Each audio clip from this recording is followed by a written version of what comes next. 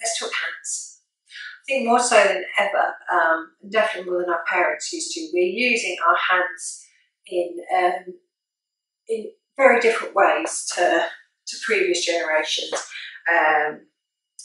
Most of us have mobile phones, so we tend to text. So we tend to be drawing the thumb across the face of the hand with that texting motion.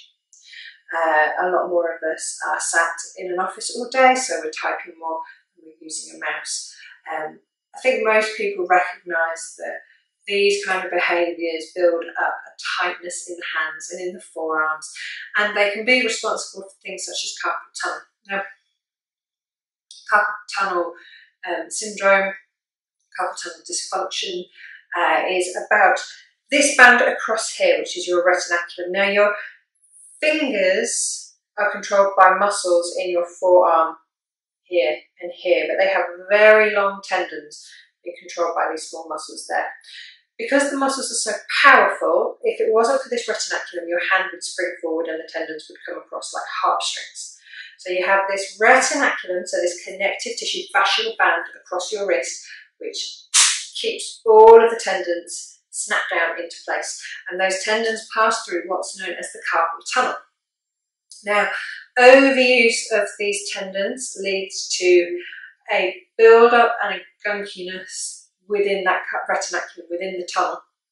And it's that gunkiness which causes things to slide less effectively and less efficiently, which in turn can then cause pain and tightness and discomfort. I think anyone who's had kind of hand, wrist, carpal tunnel discomfort, you really know about it. I find as a therapist that this is important for me because I'm using my thumbs a lot, I'm using my fingers a lot. So what I like to do is either use a therapy ball or use a spiky ball, and you can just work into the hands. Now you can do it simply with a spiky ball, simply massaging like this, the ball on the floor, massaging like this. You can use the ball into your forearm as well. Find areas of tightness and restriction. So what I'm going to show you is a way of using these tools, and in fact I'm going to use the fascia ball this time. We're going to do it in a all-fours position. Now we're going to do it in an all-fours position just because it's a variation on being sat down. I think most of us do enough sitting anyway. So coming up onto all fours, so you've got knee under hip, and then shoulder and elbow and wrist stacked nicely. Grab the ball and you're just going to press into it like that. And you're going to stay here for 5 to 10 minutes. Now, you're getting a double bubble for this because you're also looking after your back. So we don't want to see any of this, we don't want to see any big arching. What we want to see is a softening of the lower back. We want to see just a wee bit of gentle curve here. We don't want to see any of that where we're sticking bums up in the air. So a nice gentle softening here, and just letting your belly hang. So just rest into the ball. And you're going to stay there for 5 to 10 minutes. Just let his neck soften as well. You should feel just like hips and sacrum soften as you feel your wrists soften. Now when you've been here for 5 to 10 minutes, you're going to work both sides, remember, because both hands are going to need the work, even though you're going to have one dominant arm. You can also then use the ball, again, like I just showed you, sat on the floor.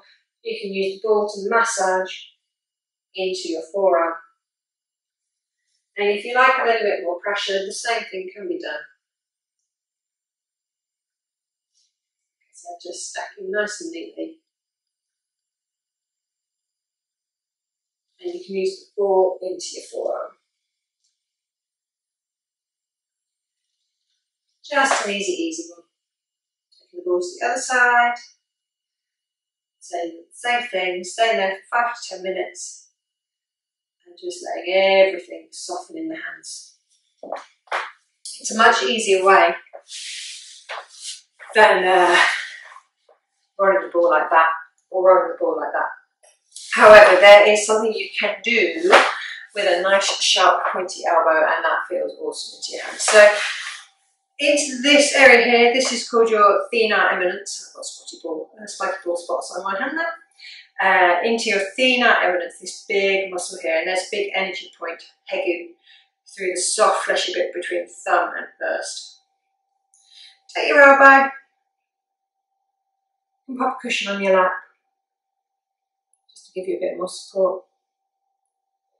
Just use that elbow again into the soft pad of your thumb, the thenar eminence, or working across, so you're sitting more directly over the carpal tunnel. And that's just a really nice way to allow that tissue to soften. So there we go, there's some hand work for you. Don't forget, both sides. Nice pointy elbows, and just let everything relax and let your breathing soften. I might stay here for a while.